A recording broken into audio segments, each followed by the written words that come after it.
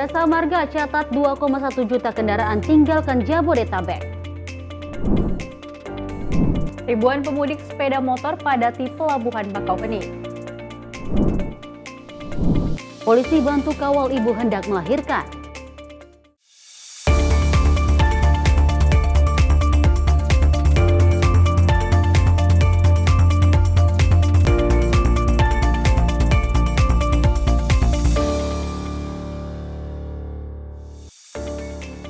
Halo, selamat malam pemirsa Sinpo TV. Senang sekali kami menyapa Anda dengan sejumlah informasi lainnya. Selain 4 informasi yang telah kami antarkan, kami juga memiliki sejumlah kegiatan dan juga kebijakan dari Menteri Kabinet Merah Putih.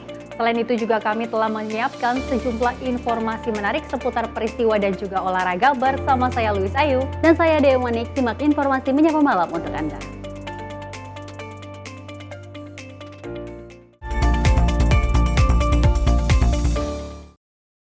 Dan pemirsa, kita awali informasi yang pertama.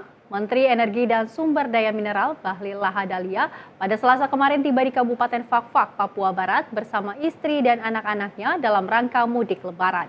Kedatangannya di Bandara Siboru disambut oleh Bupati Fakfak Samaun Dahlan, Wakil Bupati Donatus Nimbi Kendik, serta jajaran Forum Koordinasi Pimpinan Daerah. Kedatangan Menteri SDM di Kabupaten Fakfak tidak hanya pulang kampung untuk merayakan Idul Fitri, tetapi juga bertemu dengan orang tua dan keluarga besarnya yang berada di Fakfak.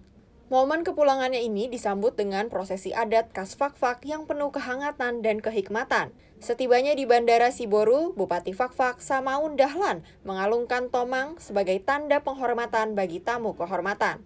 Sementara itu, istri Menteri Bahlil menerima tas adat dari yang secara khusus diberikan kepada perempuan sebagai simbol penghargaan dalam budaya Fakfak. Kehadiran Menteri Bahlil di tengah masyarakat menjadi simbol eratnya ikatan emosional serta kepeduliannya terhadap tanah kelahirannya. Tim redaksi Sinpo TV melaporkan. Pemirsa, tim misi kemanusiaan dari Indonesia untuk penanganan bencana gempa magnitudo 7,7 di Myanmar telah mendarat di Bandara Naypyidaw pada Selasa 1 April pukul 14.00 waktu setempat. Tim terdiri dari personel Indonesia Search and Research atau INASAR, anggota TNI dan beberapa perwakilan dari lembaga. Setibanya di Myanmar, tim INSAR langsung menuju lokasi Base of Operation yang terletak di wilayah Naypyidaw. Tim Indonesia segera bergabung dengan tim USAR dari negara lain dan berkoordinasi dengan tim USAR Singapura selaku koordinator wilayah sektor pencarian di Naypyidaw dan juga Mandalay. Tim INASAR yang dibagi menjadi tim Alpha dan Bravo dikerahkan ke lokasi untuk melakukan proses operasi USAR di wilayah yang telah ditentukan. Pada hari Rabu, tim INASAR berhasil mengevakuasi 3 korban jiwa dari runtuhan bangunan dalam kondisi meninggal dunia. Selain melaksanakan operasi SAR, tim Indonesia juga melakukan pelayanan medis kepada warga Myanmar. Tim Indonesia membuka pos kesehatan darurat di sekitar BOO tim INASAR. Selanjutnya, tim Indonesia akan melanjutkan pemetaan rock site yang diduga masih banyak korban jiwa yang terjebak di runtuhan melalui aplikasi ICMS serta melakukan evakuasi korban terdampak gempa M77. Tim redaksi Sinpo TV melaporkan. Beralih ke informasi lainnya, pemirsa, Wakil Menteri Dalam Negeri Bima Arya mengingatkan ASN atau aparatur sipil negara agar tidak telat pada hari pertama kerja setelah libur Lebaran Idul Fitri. Dirinya juga menyampaikan para aparatur sipil negara tak bisa bersantai-santai dan harus siap pada kerja hari pertama. Seluruh para pekerja kini menghabiskan waktu libur usai mendapatkan cuti bersama Lebaran Idul Fitri. Para pekerja ini nantinya akan kembali masuk bekerja seperti biasanya pada tanggal 8 April mendatang. Oleh karena itu, Wakil Menteri Dalam Negeri Bima Arya mengimbau para pekerja, khususnya aparatur sipil negara, untuk tidak telat di pertama hari kerja usai cuti Lebaran. Nggak bisa santai-santai. Itu hari pertama kerja itu tradisinya adalah halal bihalal semuanya. Nah, itu harus on time. Nah, halal bihalal itu di samping silaturahmi juga untuk memastikan bahwa semuanya siap bekerja di hari pertama. Tanggal 8 itu seluruhnya kepala daerah, ya kantor-kantor kementerian itu hari pertama itu halal bihalal. Jadi jangan telat lah. Bima menyebut ASN tak boleh bersantai-santai dan harus dalam kondisi siap untuk bekerja seperti biasanya. Dari Jakarta, Fahrijal Ahmad-Amin, Sinpo TV melaporkan. Pemirsa, PT Jasa Marga mencatat lebih dari 2,1 juta kendaraan telah meninggalkan wilayah Jabodetabek sejak H-10 hingga H+ libur Idul Fitri 1446 Hijriah. atau pada periode 21 Maret hingga 1 April 2025. Angka tersebut merupakan akumulatif dari 4 gerbang tol utama, yaitu gerbang tol Cikampek Utama, gerbang tol Kaliurip Utama, gerbang tol Cikupa, dan gerbang tol Ciawi. Total volume lalu lintas yang meninggalkan Jabotabek hingga kini naik 28,1% jika dibandingkan dengan lalu lintas normal dan naik 0,6% dari lalu lintas Lebaran 2024 pada periode yang sama. Adapun rincian lalu lintas dari arah timur atau gerbang tol Cikatama ini sebanyak lebih dari 1.200.000 kendaraan. Total tersebut meningkat dari lalu lintas normal. Untuk menangani kepadatan arus balik, Jasa Marga juga kembali memberlakukan potongan tarif tol sebesar 20% selama periode 3 hingga 5 April 2025 dan 8 hingga 10 April 2025. Jasa Marga juga menghimbau kepada pengguna jalan tol untuk mengantisipasi perjalanan periode libur Idul Fitri 1446 Hijriah dengan baik untuk menghindari kepadatan arus balik. Dari Karawang, Sri Dewi Andayani, Robai, Raihan, Sinpo TV melaporkan. Dan pemirsa, pasca libur Lebaran 1446 Hijriah, arus balik di Terminal Kampung Rambutan mulai ramai dipadati pemudik. Hingga saat ini tercatat ribuan penumpang yang mulai berdatangan dari pagi hingga sore hari ini. Dan juga adapun nantinya puncak arus balik akan diprediksi berlangsung pada Sabtu dan Minggu mendatang.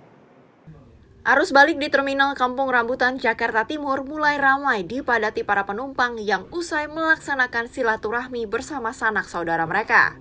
Tercatat sudah ada 1.065 pemudik yang turun di Terminal Kampung Rambutan dengan total 95 bis antar kota, provinsi, atau akap. Hal itu berbanding terbalik dengan persentase tahun lalu di 2024, yang dimana arus balik tahun 2025 kini terlihat cenderung menurun hingga 80%. Diperkirakan puncak arus balik di Terminal Kampung Rambutan akan terjadi di hari Sabtu dan Minggu. Ya, untuk arus balik di Terminal Kampung Rambutan pada periode angkutan Lebaran 2025 ini, untuk di hari ini tadi pagi hari ya, dari jam 6 pagi sampai dengan jam 2 siang tadi tercatat penumpang yang datang itu sebanyak 1.065 orang dengan menggunakan bis sebanyak 95. Ini masih terhitung landai dibandingkan tahun-tahun sebelumnya. Pada periode yang sama itu di sampai dengan kemarin di tanggal 1 April ya, penumpang tiba itu persentasenya turun sekitar 80% bahkan dari periode tahun yang lalu.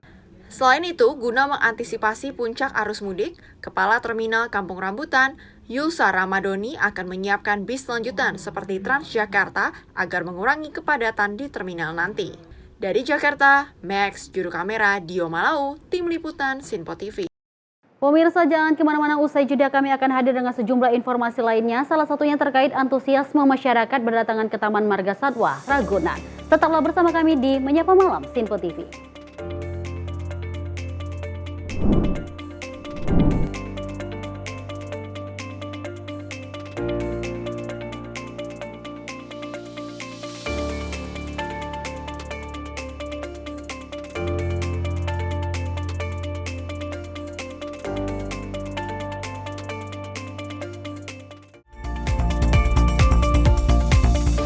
Pemirsa, Sinpo TV kembali hadir menemani Anda dengan berbagai informasi yang telah kami rangkum dalam sepekan. Sajian lengkap informasi sepekan kami hadirkan untuk Anda. Badan Legislasi DPR menemui masa unjuk rasa di depan gedung DPR RI Senayan, Jakarta. Menemani akhir pekan Anda bersama keluarga dengan rangkuman berita menyeluruh dalam Sinpo Sepekan setiap minggu pukul 6 pagi hanya di Sinpo TV. Halo, selamat malam pemirsa. Senang sekali rasanya kami mengisi ruang informasi Anda. Akhiri aktivitas Anda dengan rangkuman perkembangan peristiwa yang terjadi sepanjang hari. Sebelumnya kita saksikan ada sekitar 3.000 tamu undangan, sementara di Ibu Kota Nusantara ini ada sekitar 2.000 tamu undangan. Rangkaian informasi nasional dan mancanegara dirangkum sebagai penutup hari dalam Menyapa Malam. Setiap Senin hingga Jumat pukul 8 malam, hanya di Sinpo TV. Halo, selamat pagi. Pemirsa Simpo TV, selamat pagi Andi. Selamat pagi, Fen. Beragam informasi terbaru hadir menemani Anda sebelum memulai hari. Itu memang dari Menteri Perhubungan juga mendukung, Betul. dari Menteri Keuangan juga mendukung, dan kita sebagai masyarakat pun juga Harus mendukung. Mengangkat isu yang tengah menjadi pembicaraan paling hangat. Semarakan pagi Anda bersama Menyapa Pagi. Setiap Senin hingga Jumat pukul 6 pagi. Hanya di Sinpo TV. Halo pemirsa, kami kembali hadir dengan sejumlah informasi yang kami himpun dari berbagai penjuru dunia. Rangkaian informasi yang membuat akhir pekan Anda begitu bermakna. sebuah kelompok di Afrika Selatan memberikan layanan pertunjukan film dengan tenaga surya. Berita yang menjadi sorotan media dari dalam dan luar negeri. Kami hadirkan untuk menemani pekan Anda dalam Sinpo Dunia Sepekan. Sabtu dan Minggu pukul 9 pagi. Hanya di Sinpo TV. Kami hadir dengan rangkaian informasi dari berbagai penjuru dunia. Topik dan isu yang tengah menjadi sorotan mancanegara dikemas dengan lengkap untuk Anda.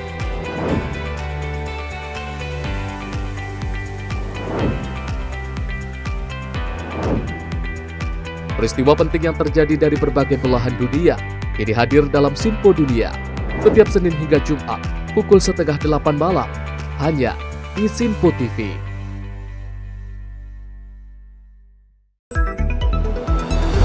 Jadilah yang pertama mengetahui perkembangan terkini seputar informasi dari lembaga parlemen. Punya data nasional, tidak ada satupun backup berarti kan? Tiba-tiba ada putusan yang nggak masuk akal dan seperti ini gitu. Kita biarkan rekomendasi kepada KPK, periksa! Kami hadirkan informasi paling akurat untuk mengawal setiap informasi dalam rapat komisi dan paripurna. Tentunya bersama saya Andi Rezaldi yang telah kami rangkum dalam program Sinpo Parlemen. Saya Arif Rufani. Saksikan Sinpo Parlemen setiap Sabtu pukul 6 pagi hanya di Sinpo TV.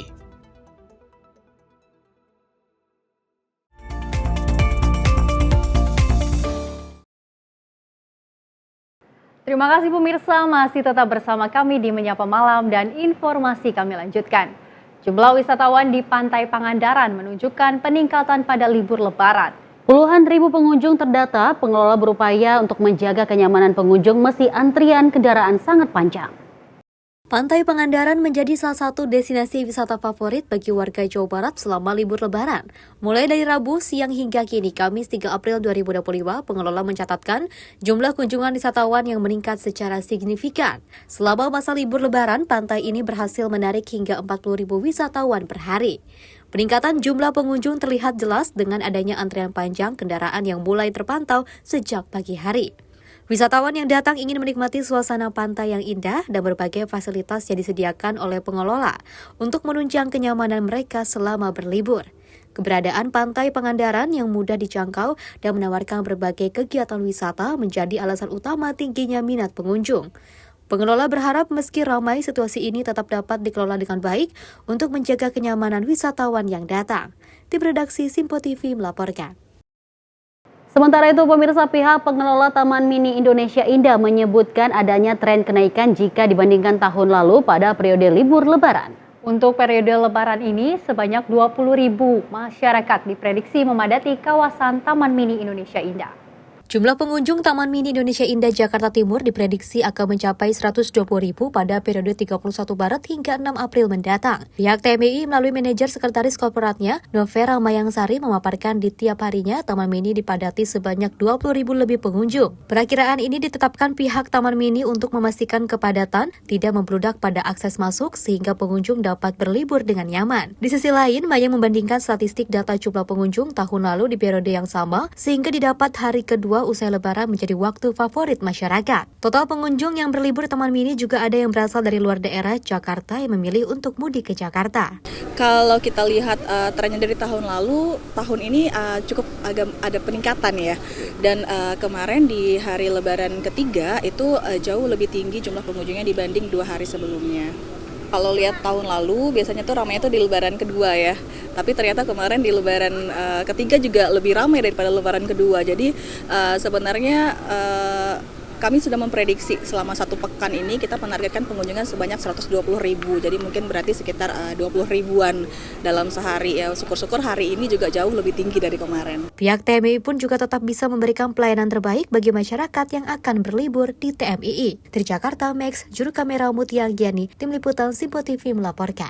Beralih ke informasi selanjutnya, pemirsa, Polda Lampung telah menyiapkan sejumlah strategi untuk mengantisipasi puncak arus balik Lebaran yang diprediksi pada tanggal 4 hingga 7 April 2025. Dan juga berbagai upaya dilakukan untuk memastikan kelancaran lalu lintas menuju Pelabuhan Bakauheni, salah satunya menerapkan delay system. Dalam rangka mengatasi potensi penumpukan kendaraan, Polda Lampung telah menyiapkan rest area sebagai buffer zone untuk menampung kendaraan sebelum memasuki pelabuhan. Nantinya rest area juga akan digunakan untuk screening tiket sehingga pengendara yang memasuki pelabuhan sudah memiliki tiket keberangkatan. Kapolda Lampung Irjen Pol Helmi Santika menyatakan pihaknya juga akan menerapkan delay system berdasarkan kode warna yaitu hijau, kuning, dan merah. Apabila antrian mencapai kilometer 4, maka sistem kuning diterapkan dengan mengaktifkan seluruh buffer zone di tol dan jalur arteri seperti lintas tengah, lintas barat, dan lintas timur. Helmi menyebut jika kondisi memburuk pihaknya akan menerapkan kode merah yakni dengan menutup akses ke Pelabuhan Bakauheni. Kami di Lampung memiliki strategi dalam upaya mengantisipasi puncak arus balik yang diprediksi tanggal 6, 7 bahkan mungkin 5, 6, 7 ini ya.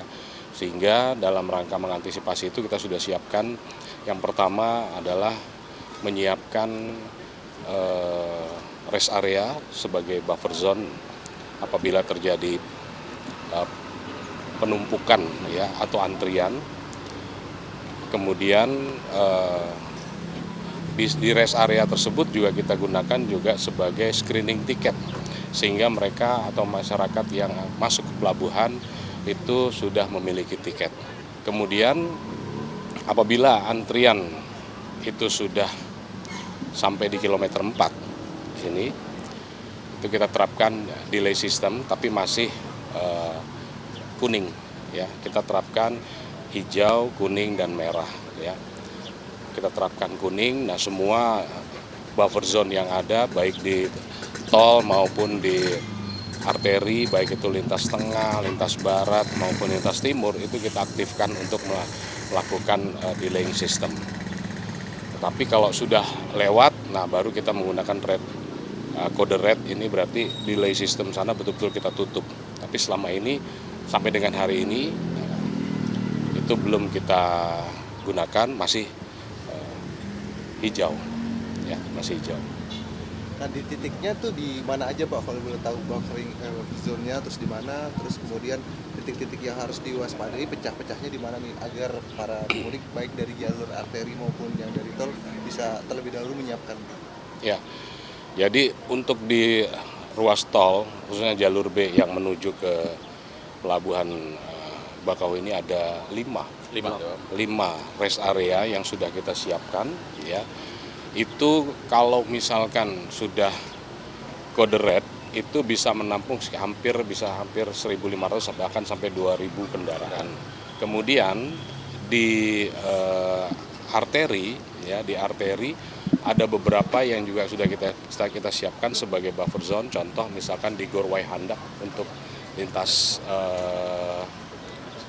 selatan, lintas tengah dan timur. Kemudian ada juga di rumah makan Tiga Saudara ya, dan beberapa tempat-tempat lain.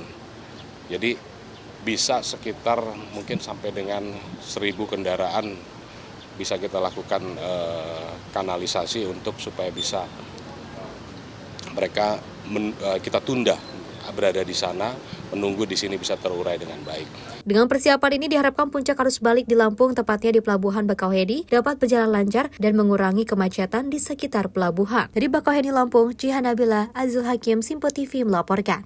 Kita lanjutkan informasi. Pihak pengelola Taman Mini Indonesia Indah menyebutkan bahwa para pengunjung yang berwisata ke Taman Mini Indonesia Indah ini dapat melepas rindu pada kampung halamannya. Hal ini dikuatkan dengan adanya fasilitas seperti anjungan daerah yang mewakili asal-muasal daerah-daerah di Indonesia.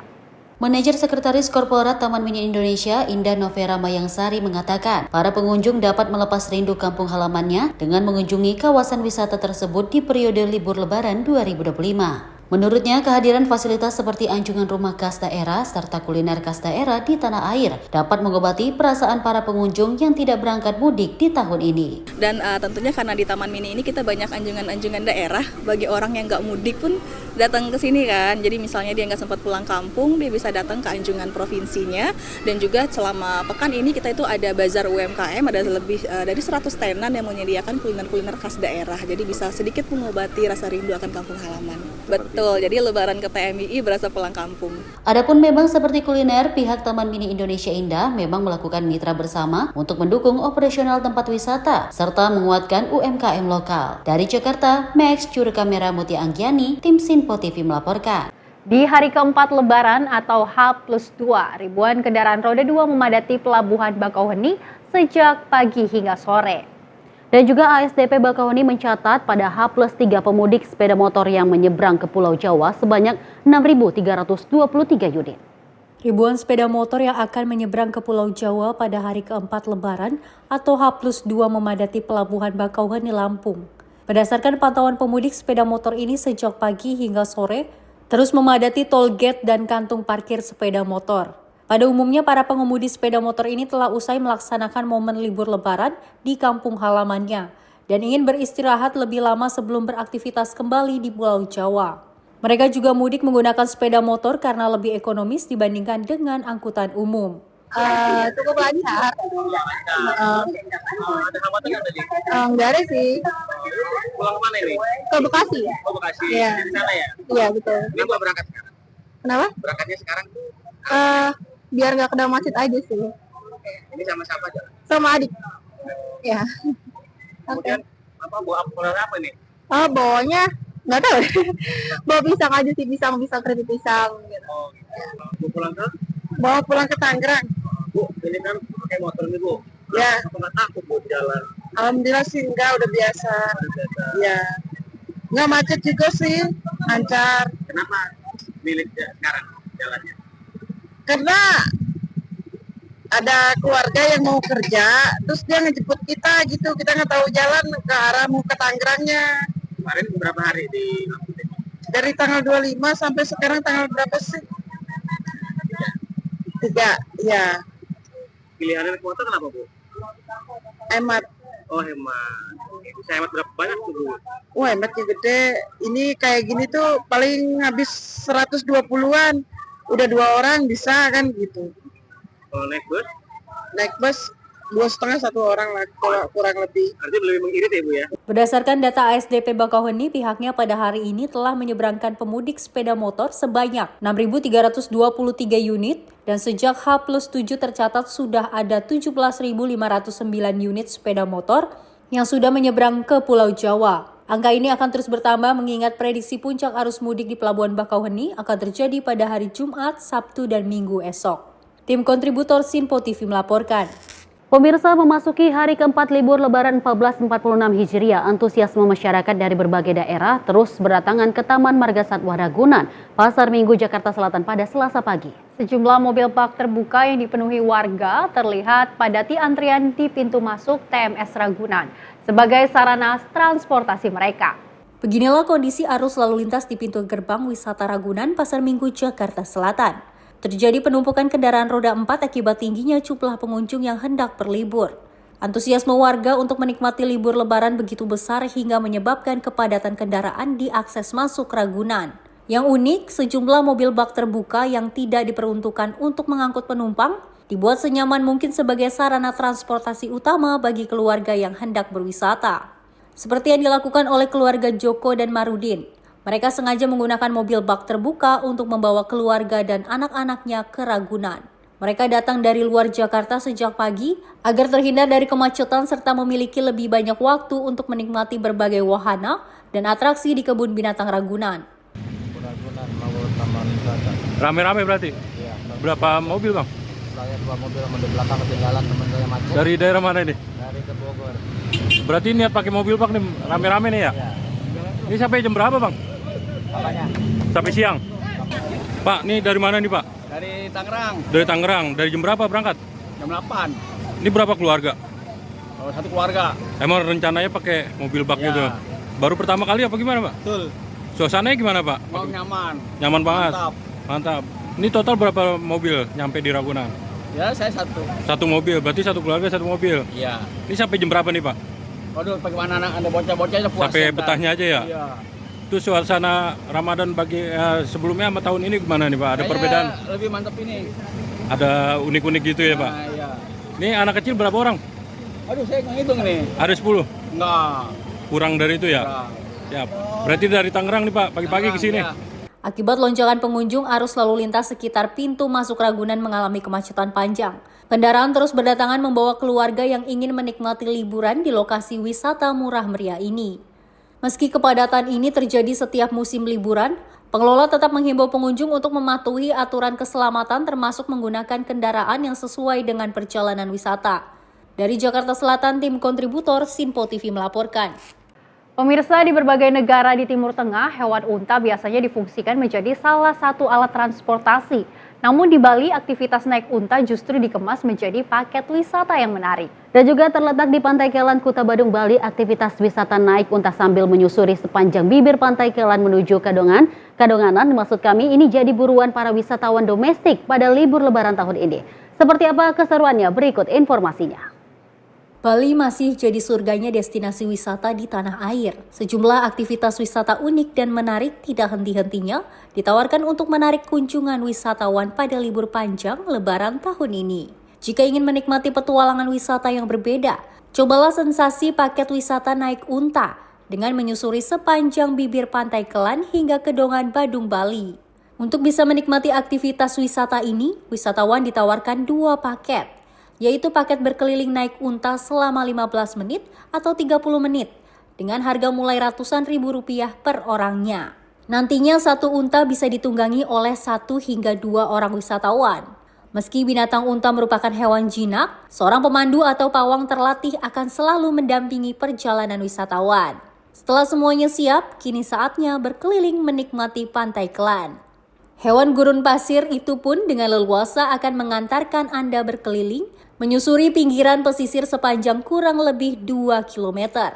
Dari atas punggung unta setinggi 1,5 hingga 2 meter, wisatawan dapat menikmati perpaduan hamparan pasir putih dan suasana Pantai Kelan yang tenang. Masalahnya ini new adventure-nya kami sih Pak sekeluarga untuk pertama kali mau merasakan naik unta. Biasanya kan kalau naik unta identik harus ke Timur Tengah, tapi kan mumpung ini di Bali dan ada, ya kami coba untuk rekreasi ke sini.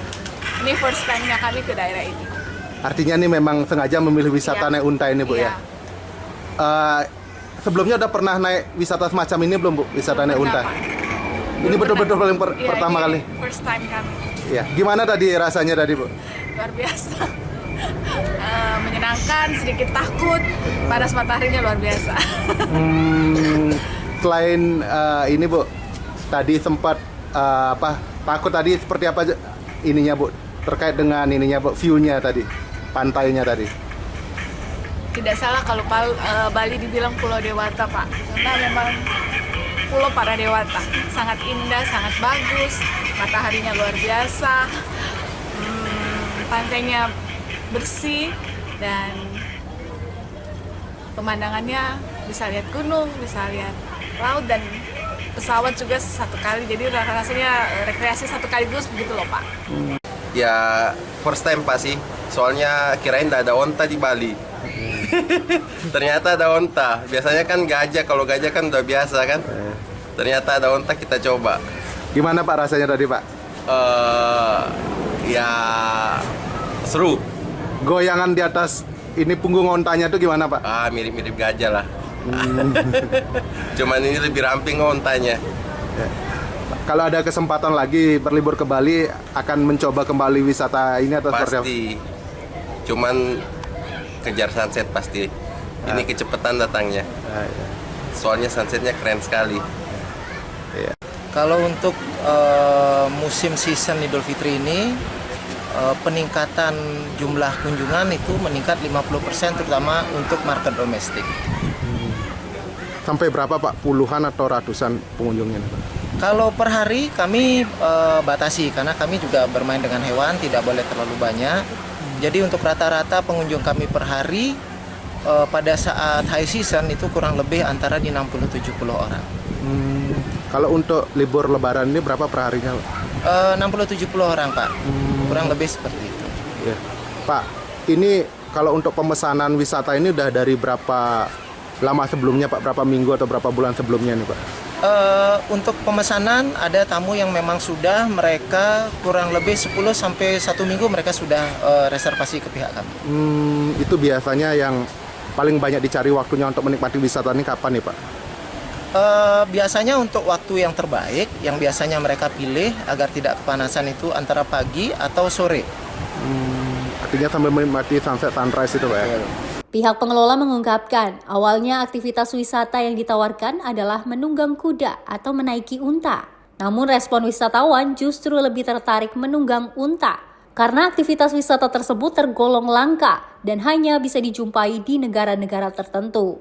Jika ingin mendapati sensasi berbeda, pengunjung disarankan datang pada sore hari, agar bisa menikmati perpaduan pemandangan laut yang biru dengan keindahan sunset yang cantik.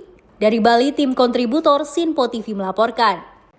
Dan pemirsa, informasi seputar peristiwa akan kami sampaikan, salah satunya polisi bantu kawal ibu hendak melahirkan.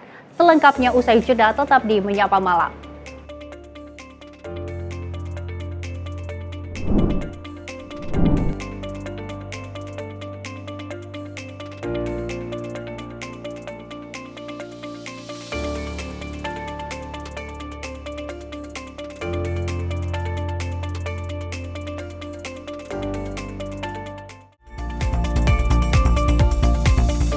Pemirsa, Sinpo TV kembali hadir menemani Anda dengan berbagai informasi yang telah kami rangkum dalam sepekan.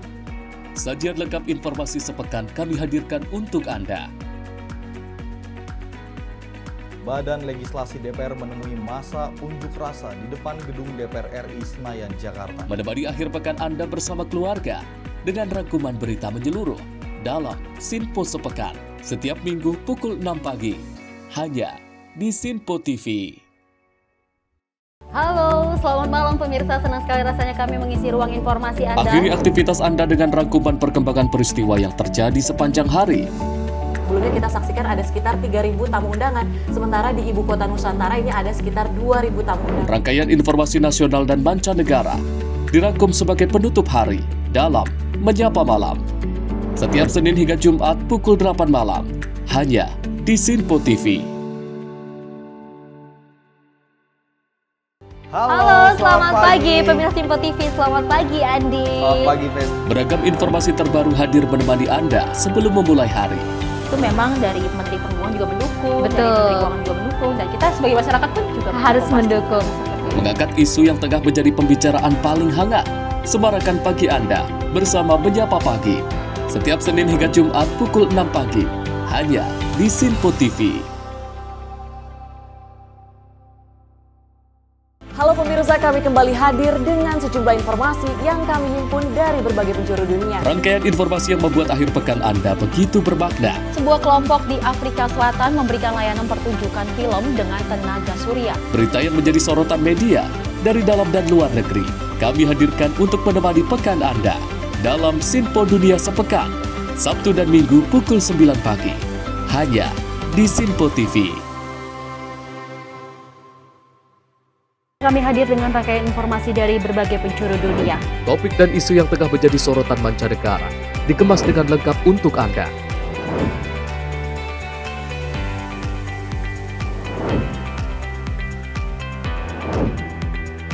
Peristiwa penting yang terjadi dari berbagai belahan dunia kini hadir dalam Sinpo Dunia setiap Senin hingga Jumat pukul 7:30 malam hanya di Sinpo TV.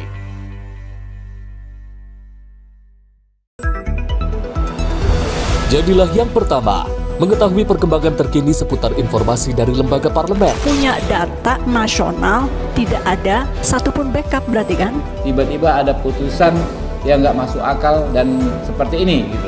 Kita biarkan rekomendasi kepada KPK. Periksa! Kami hadirkan informasi paling akurat untuk mengawal setiap informasi dalam rapat komisi dan paripurna. Tentunya bersama saya Andi Rezaldi yang telah kami rangkum dalam program Sinpo Parlemen. Saya Arif Rifani. Saksikan Sinpo Parlemen setiap Sabtu pukul 6 pagi hanya di Sinpo TV.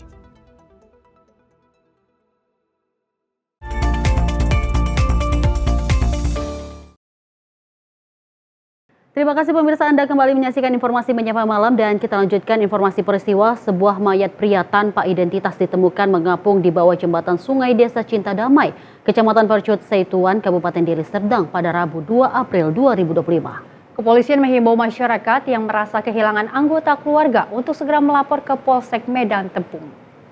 2 orang saksi warga Dusun 2 Desa Cinta Damai menemukan mayat tersebut saat hendak mencuci pakaian di tepi sungai. Mereka mencium aroma tidak sedap dan setelah mencari sumber bau, mereka melihat sesosok mayat mengapung dalam keadaan tersangkut di sebuah sampan nelayan.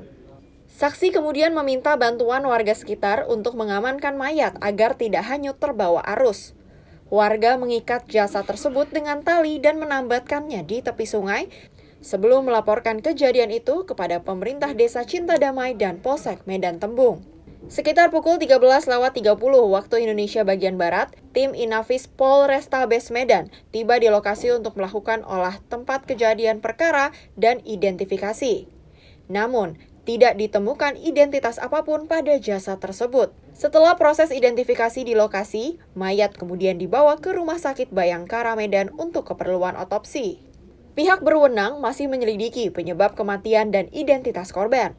Kepolisian menghimbau masyarakat yang merasa kehilangan anggota keluarga untuk segera melapor ke pihak berwenang terdekat. Tim redaksi Sinpo TV melaporkan.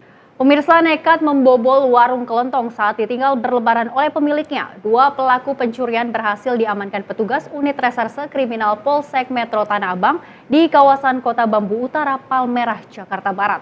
Keduanya berhasil membawa kabur uang tunai 2,4 juta rupiah dan ratusan bungkus rokok senilai 16 juta rupiah, di mana uang hasil kejahatannya dipakai untuk membeli narkoba.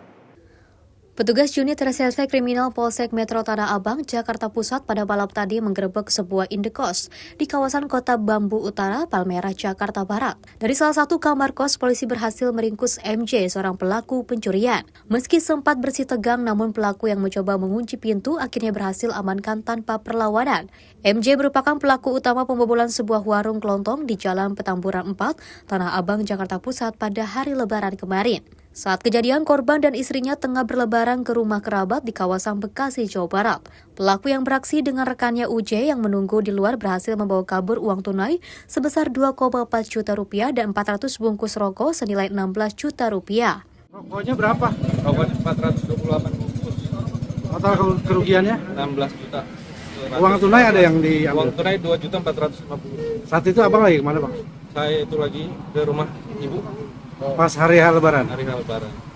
Memang ini ditutup berarti? Memang lagi tutup. Di Gembok atau gimana? Di Gembok. Kalau takbiran pulang. Penangkapan pelaku berhasil dilakukan setelah video rekaman aksi pencurian tersebut viral di media sosial. Sebelum meringkus MJ, polisi juga telah meringkus UJ, rekan pelaku yang berperan sebagai pengendara motor. Ironisnya, uang hasil kejahatan digunakan kedua pelaku untuk membeli barang haram narkoba. Berawal dari viralnya di Instagram, kita langsung menjemput bola untuk memberitahukan kepada korban melaporkan diri ke Polsek Metro Tanah Abang.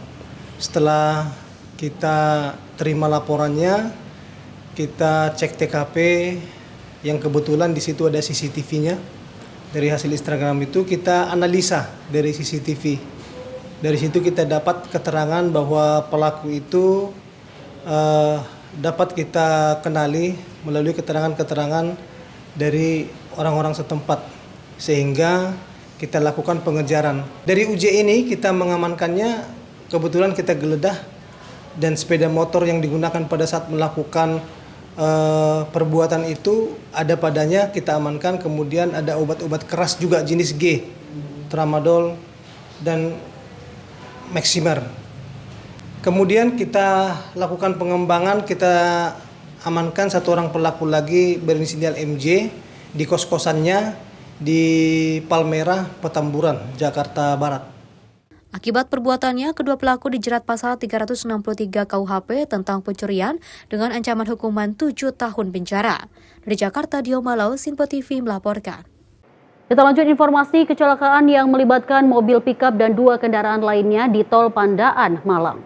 Penyebab utama kecelakaan masih dalam penyelidikan oleh pihak berwenang.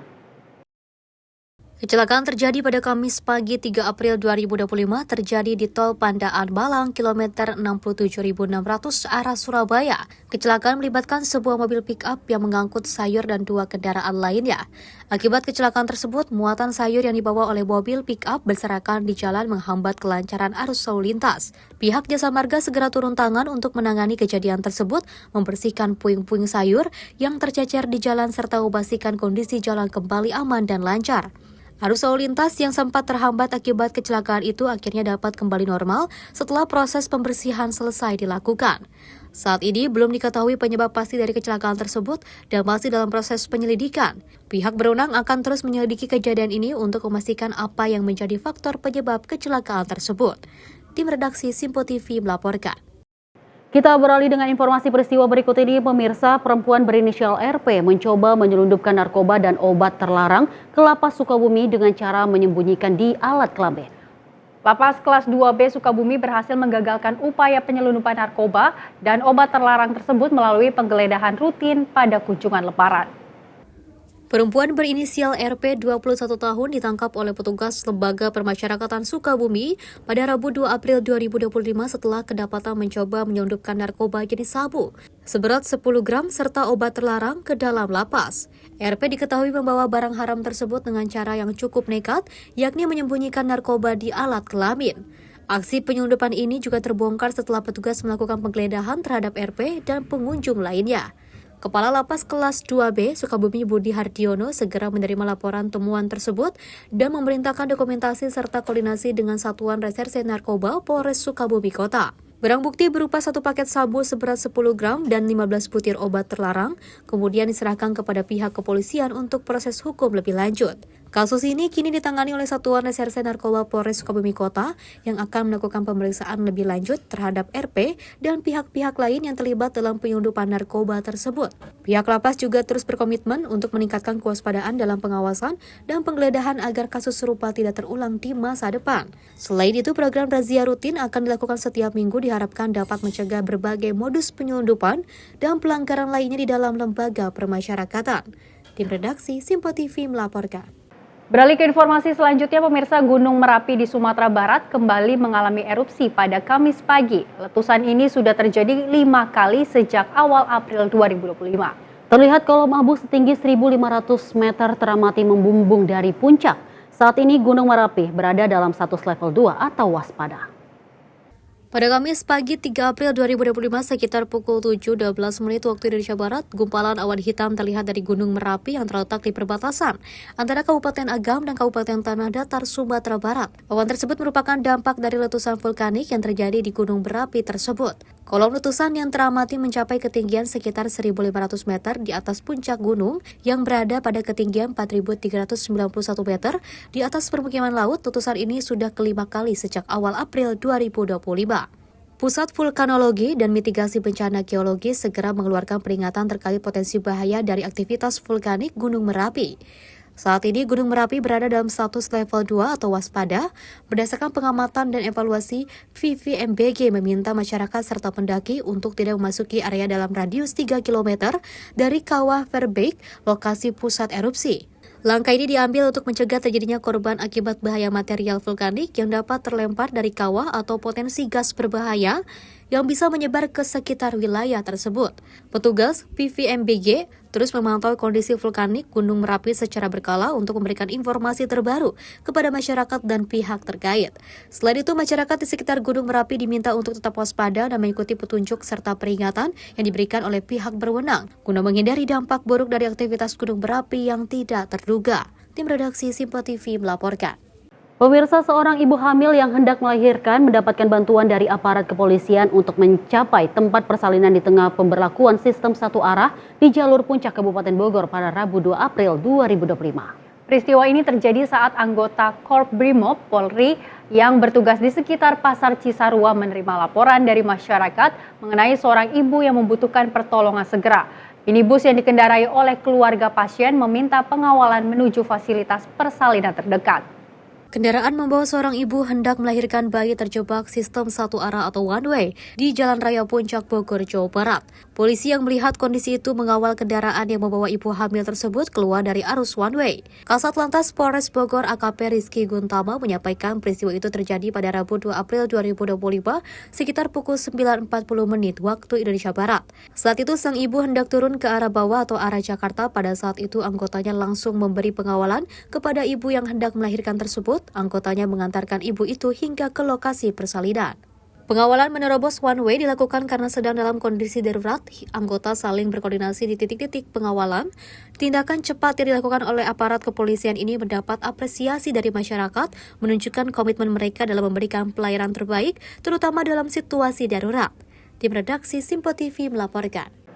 Informasi lainnya pemirsa, sebuah kecelakaan tunggal terjadi di Desa Wonosari, Kecamatan Tutur, Kabupaten Pasuruan pada Rabu 2 April 2025. Diduga akibat rem blong dan sopir yang kurang menguasai medan, mobil tersebut terbalik di bahu jalan. Kecelakaan bermula saat mobil dalam perjalanan pulang dari Gunung Bromo setelah mengantar tamu dari Balang. Di tengah perjalanan rem mobil tidak berfungsi sehingga sopir mencoba menghentikan laju kendaraan dengan rem tangan. Namun upaya tersebut gagal dan mobil terus melaju hingga akhirnya terbalik. Mobil tersebut dikendarai oleh seorang sopir bernama Bebet dengan 5 penumpang di dalamnya. Beruntung seluruh penumpang termasuk sopir selamat tanpa mengalami luka serius. Insiden ini menjadi pengingat penting bagi pengendara untuk selalu memastikan kondisi kendaraan dalam keadaan prima sebelum melakukan perjalanan, terutama di jalur yang memiliki medan berat seperti kawasan pegunungan. Delia Saptiarina, Simpo TV melaporkan. Pemirsa, tim Indonesia Search and Rescue atau INASAR berkoordinasi dengan Fire Brigade Myanmar untuk mencari korban gempa Myanmar. INASAR juga berhasil mengevakuasi 3 jasad korban gempa pada Kamis 3 April 2025. Proses evakuasi ketiga korban berangsur dramatis. Tim Alpa mengalami kesulitan dalam mengevakuasi korban ketiga, di mana posisi korban duduk dan tertimpa tiang penyangga bangunan. Tim INASAR berkoordinasi dengan Fire Brigades Myanmar untuk melakukan asesmen di lokasi gedung perumahan pegawai negeri sipil daerah Tukataidi, ward yang dicurigai masih ada korban pada Rabu 2 April 2025. Sebanyak 3 korban gempa Myanmar berhasil ditemukan tim INASAR dalam keadaan meninggal dunia di lantai 1 gedung dekat area kamar mandi. Tim Alpa yang diterjunkan melakukan pencarian awal dengan metode hailing atau memanggil korban dilanjutkan dengan menggunakan K9. Di lokasi tersebut ditemukan 2 titik dicurigai keberadaan korban, namun dapat dipastikan korban sudah meninggal dunia dikarenakan tidak ada respon dari korban dan sudah tercium bau menyengat. Komandan Regu Tim Alpa menambahkan dari 2 titik tersebut, tim putuskan membuat akses untuk memastikan keberadaan korban dengan memasukkan alat search cam. Tim Alpa berhasil memastikan posisi korban berada tidak jauh dari akses sehingga tim memperbesar akses untuk menjangkau korban dengan cara cutting, breaking, dan breaching. Dengan tingkat kesulitan dan kondisi yang berbeda-beda, tim Alpa mengalami kesulitan dalam mengevakuasi korban ketiga, dikarenakan posisi korban duduk dan tertimpa tiang penyangga bangunan atau kolom. Komponen medis INASAR juga memberikan penanganan luka kepada anggota Fire Brigade Myanmar yang mengalami luka laserisasi. Tim redaksi Simpo TV melaporkan. Dan pemirsa, informasi tadi sekaligus menutup perjumpaan kita pada Menyapa Malam Sport edisi kali ini. Tetap saksikan Menyapa Malam Sport hanya di Simpo TV. Saya Louis Ayu mewakili kerabat kerja yang bertugas pamit. Terima kasih dan sampai jumpa.